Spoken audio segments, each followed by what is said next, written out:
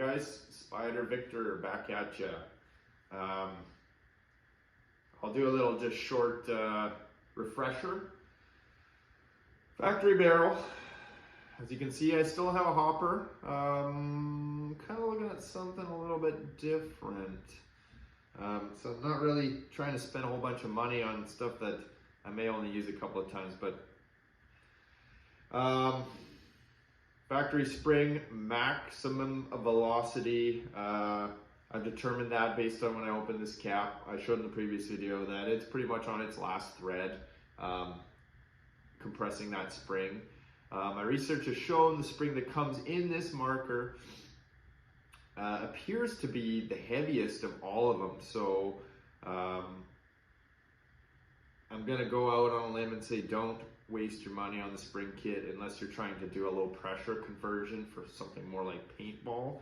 I haven't opened this up to see the valve spring yet.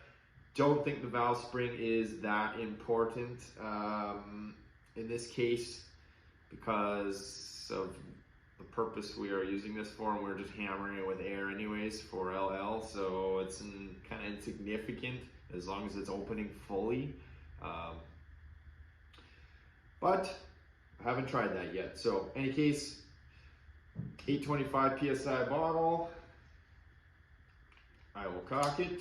I will be manually loading the balls. They are going to be 3.7 gram Canada balls. There is no steel core in these. These are just solid nylon. I will be loading them manually, and yeah, 825 PSI. And then I am going to knock the pressure up to 1,000 PSI on this first strike bottle that I have. Now, originally I wanted to show you guys using this AliExpress bottle and kind of do it in increments, but just in the essence of saving time, I tried. It's kind of pointless for me to show you little bit by little bit, because you'll see in the demonstration exactly what happens when I jump the pressure up. All right, so marker's cocked, safety's on, air it up. This tank is pretty much full. There we go.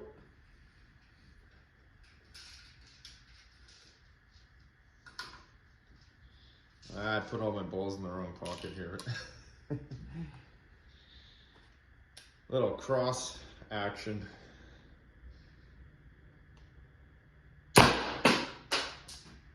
.302.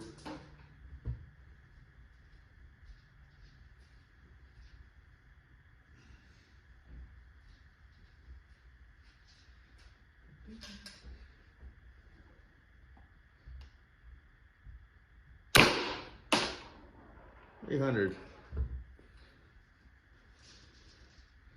I don't know, I'll shoot about 5 shots. 288.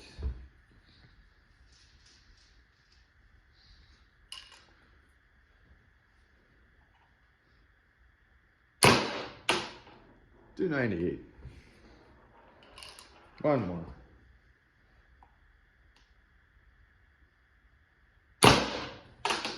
$296. All right.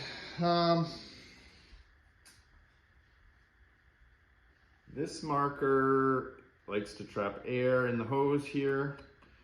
So once I shut off this ASA, I can fire, I think about 2 or 3 more. So it's off right now. I'll just fire it off to empty it out.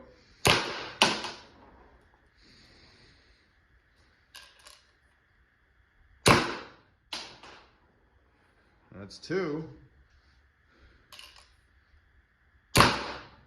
3, okay. Guess it's more than I thought. 4. Sounds like this might be the last one. 5. So I had 5 more shots when I cut the air. And when it's out of air, this bolt does not reset. It just stays in the forward position. So I'll take this bottle off. So it's like 296 to 302. There's a weird 288 in there. We'll just call it 300. Let's say it shoots 300 average on the 825 with the stock barrel. And let's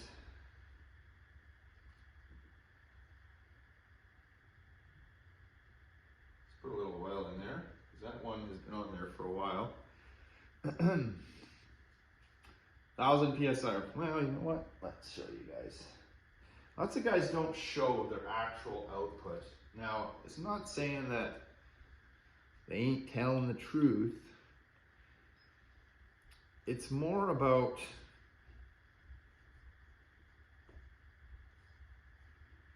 knowing what your tank is. I mean, it's one thing to say 800 psi, 1000, 900, whatever it is. But there are variances. These things, springs get weak. There are a number of reasons that these don't hit the numbers, the output pressures that they actually say on the packaging. For instance, in all my testing, Ninja SHP 1100 bottles, all test at like 1075. So it's not really 1100. Maybe they left the factory at 1100, you know, and the spring under tension, that's just what it settled on. But I like to show you guys so there are no questions.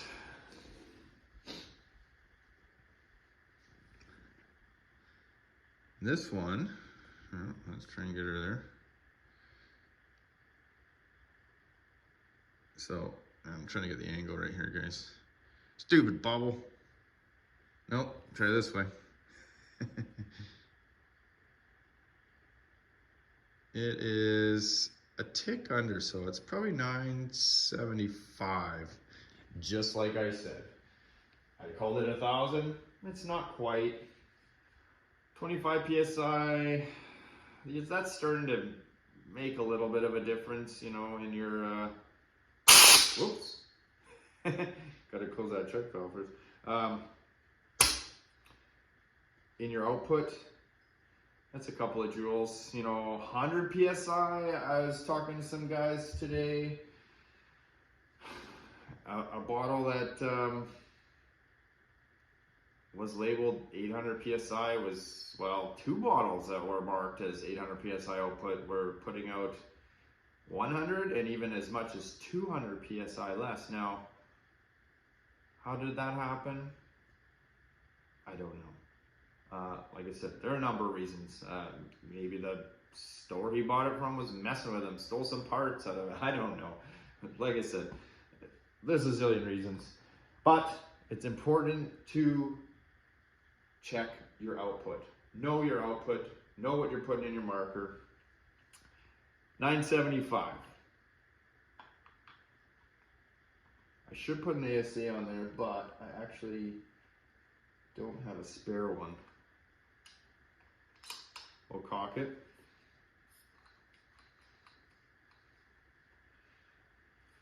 All right. So that is ready to go. Let me just grab some bottles back here.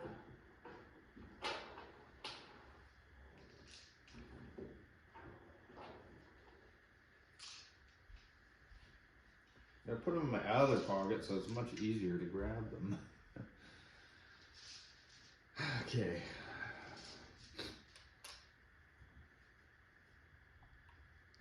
$9.75 with a 3.7 gram. Safety. $2.96.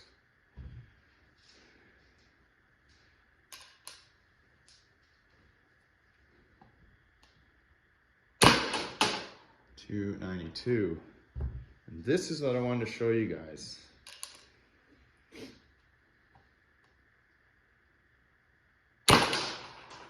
$2.88.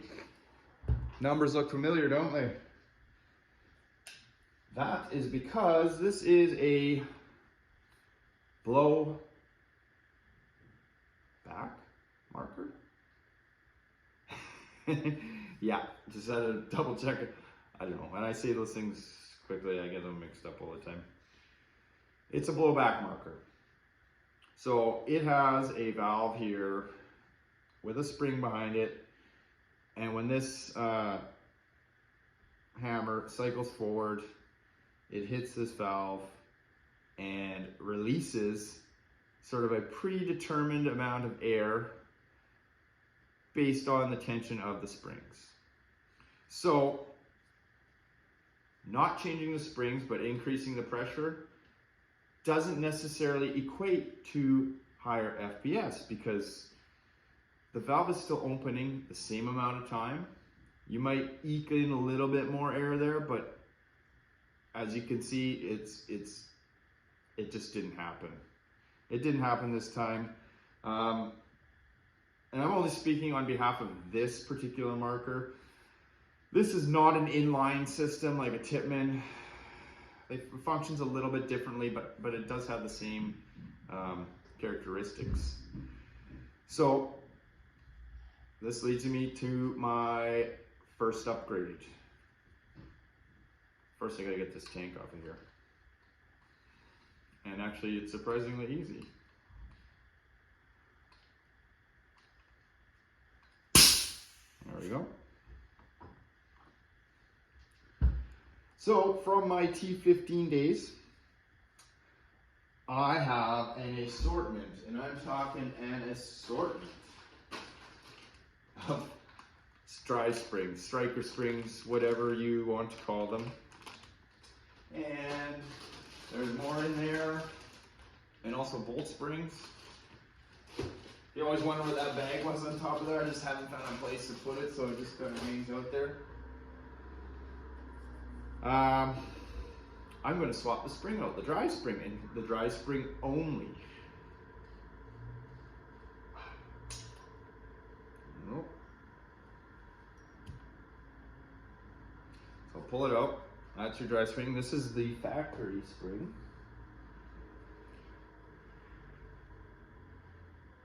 And I don't know if it's going to show up very well on the camera though, but you can see it's thinner than the spring I'm going to put in there, which is going to be one of these guys. A 1.5 by 10 millimeter outside diameter by 100 millimeter length. And this is what it looks like. And this is the factory spring. So you can see it's a whole lot thicker and it's shorter. And that's what's important when you're trying to upgrade springs, is the compression length. This needs to still be able to fully compress and make contact with your cup seal, your valve, right in this area, your valve pin, should I say.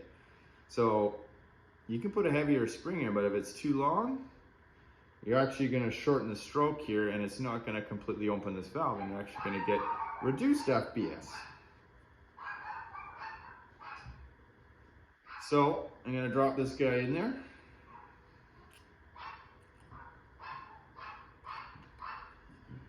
Oh, the marker's caught. Ah, shoot. So let's try that again. Pull out the factory dry spring.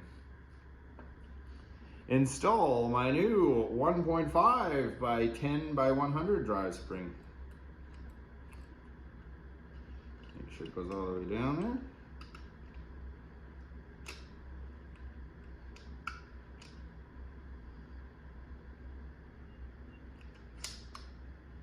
Oops. You know what? Forgot to put that bumper back in there properly. Do I got a pick here?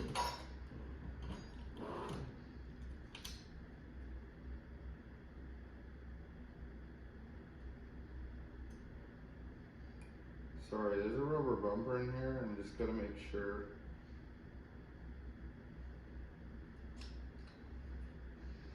That it goes in straight.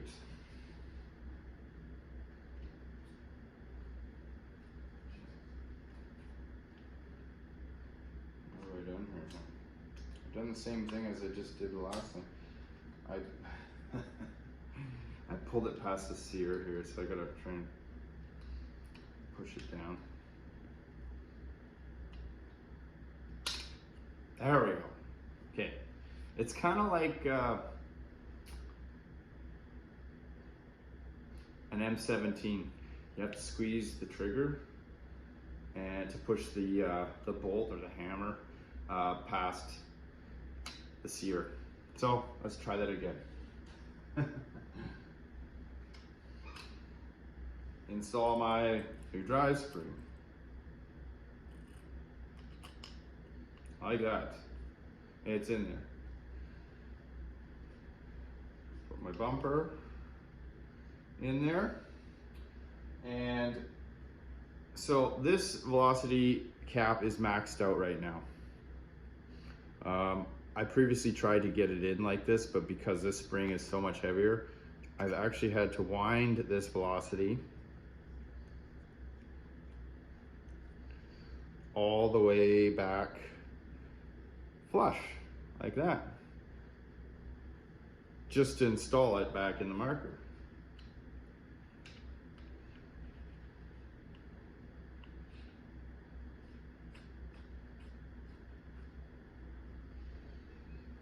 All right, and now you're gonna see it's much harder to caulk this marker. Not so hard that I can't do it, but I gotta put a little more effort into it. It's a little easier just to do it like this side, like that, and she's caulked. So I'll put the 825 PSI back on. Safety on, air it up. Good. Now let's see what it does.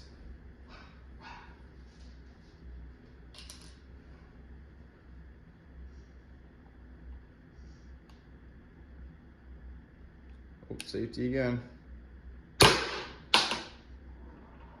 370. That's 70 FPS higher than with the factory drive spring, and only on 825 PSI. Let's do that again. 366, 66 higher, approximately.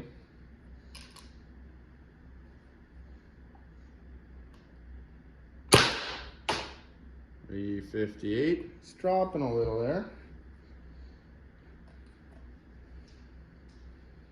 But I'm not done yet.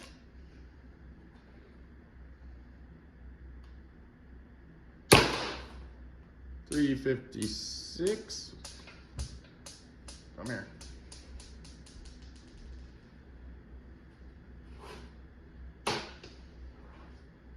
We'll do one more.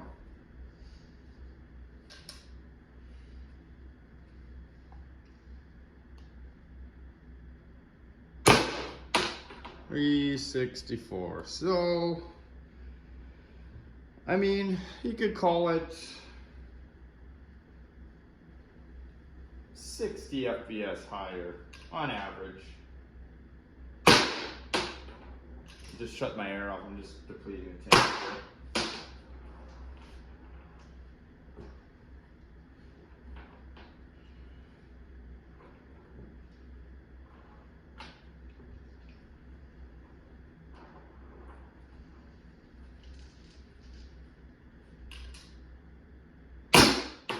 There you go. So that was only 4 shots that time to deplete the air that was trapped in here. All right, factory barrel. And now, mind you, I probably could turn this velocity screw in. But like I said, right now it's difficult to cock, but not so difficult. I mean, I can do it. I'm doing it with one hand, right? Like that. I mean, I'm putting a little force on the grip, but I think if I turn this in anymore, I may have a problem cocking it, and I don't need problems cocking. All right, we're gonna go back to the 975.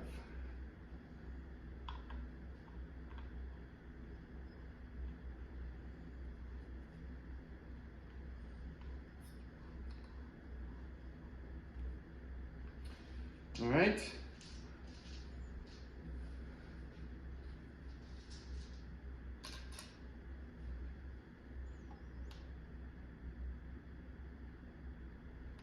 Safety. 372.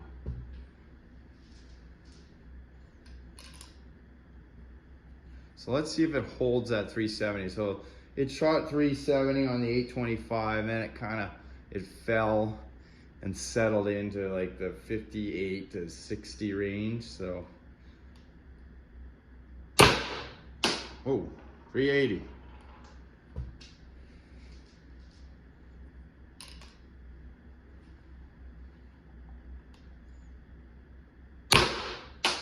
$382.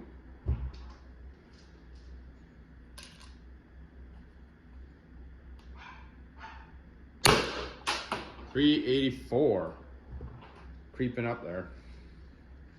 You know, the beauty of this thing is it doesn't use any air. Like the gauge barely moves on these. 382.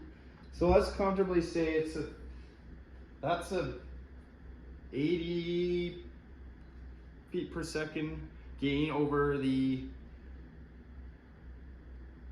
over the standard drive spring with 1,000 psi. But we're not done yet. Let's take this factory barrel out.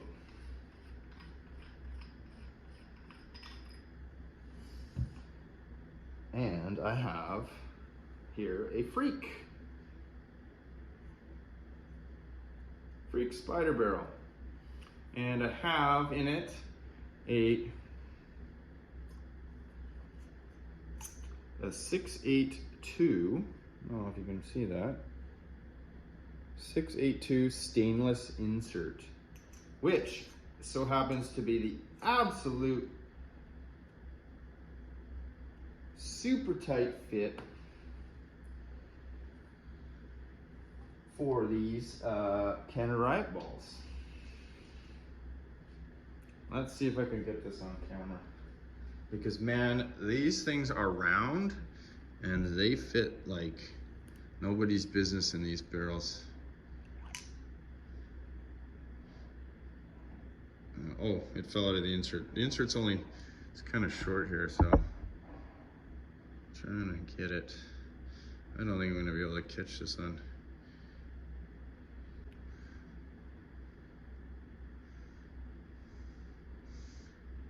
It actually makes it look looser than it is, but in any case, you guys gotta take my word for it. Canada Riot balls 682 is like the best insert for them.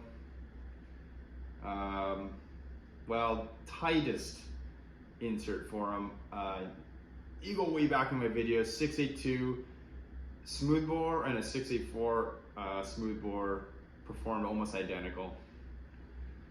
But being I was trying to keep this marker air efficient, I decided to go with the 682. Oops, oh, that ball is going there. Okay.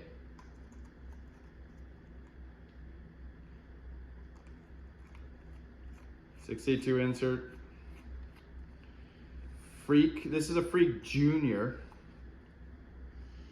And it comes with this extension, which actually retains the insert from shooting itself out. So I do have to run it. It's ported, so haven't done anything about blocking those ports off yet, but you're gonna be the first to see because I haven't shot this barrel on 1,000 PSI yet. So I'm as curious as you guys are to see what it does. And then probably look into maybe blocking these off, or, I mean, it's kind of long. How long is that? I think it said, I think when I bought it, it said 12 inches. This is a 12-inch barrel.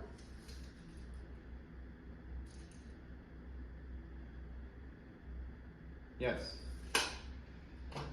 Or is that 14? Sorry, hang on. Let's see if I can get that. Yeah, this is a 14-inch barrel, guys. And I think this was the shortest I could get in the Freak Junior. Okay, let's see what it does. 1,000 PSI.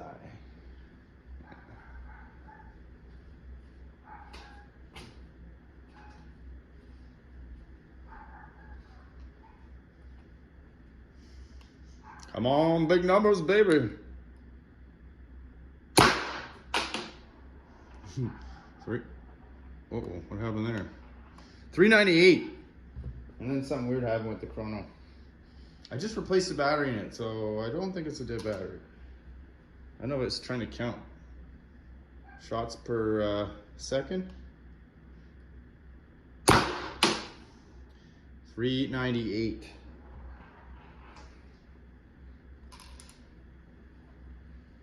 Oops, wrong end. 400. I mean, these are 3.7 gram balls, but still, these things are flying.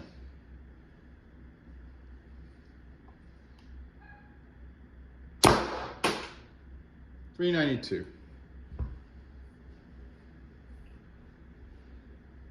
Well, guys, it's not over yet.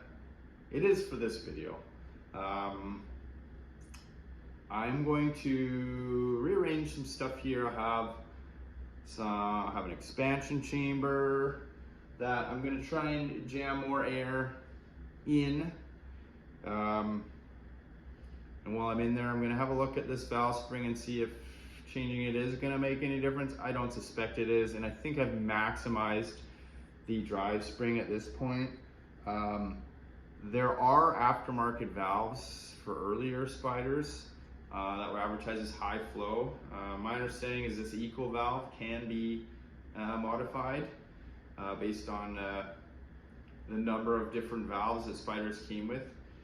So that is something I will be doing in the future, but hopefully this satisfies you for a short period of time, you know, on the El Cheapo. You know what though? I'm not done yet. I got my 90 gram CO2 just begging to be used.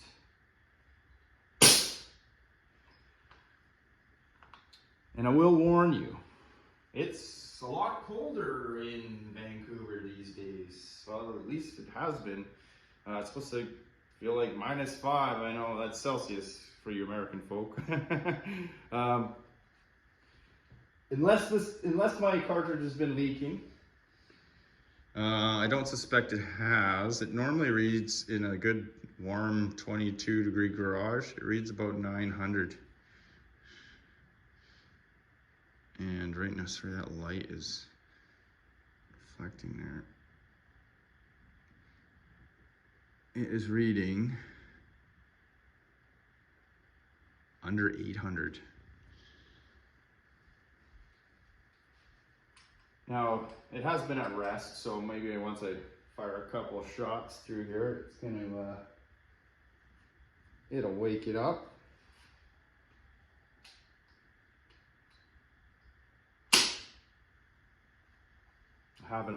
Also haven't tried the CO2, so I know you guys want to see this.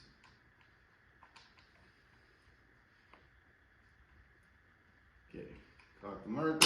Ow! I actually sliced my hand on that fudge peckers. Ah! That little edge there is actually quite sharp. Yeah, I'll live. Cocked. Aired up.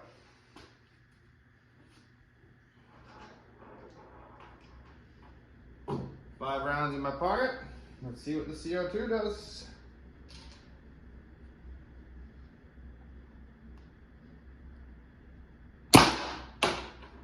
.376. Not nearly as explosive as the 1000 PS or the 975 was, but like I said, this CO2 is cold. 382. But still impressive nonetheless. I mean, CO2 is all you got.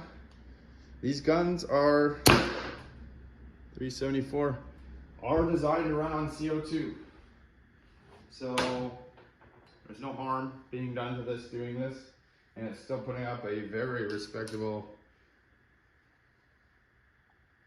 375, 382, 382 again. Got one more shot here, guys. 372. So it kind of varied in the 10 FPS range. I'll just turn this off. And get the last couple of shots. That was 3.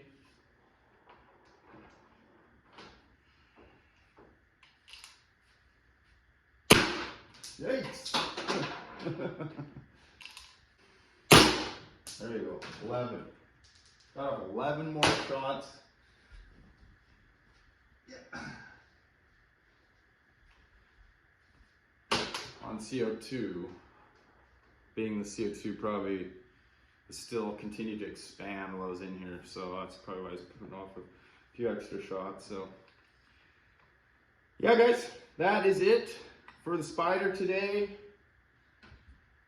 Like I said, stay tuned. There will be some more upgrades coming for this. See what it can do. It's been fun. It's cheap, that's for sure. Freak barrel, yeah. What did it add? Freak barrel added 25 FPS, but not necessary. All you need is that. This bag of springs here is like, I think, $5 from AliExpress. I'll try and put the link in there. I bought these a really long time ago. I'll have to look back in my history, but check the description. It's usually where I put any information if I can provide it. If not, hit up the comments. I even have an email address now if you really want to bother me. All right, guys, that's it.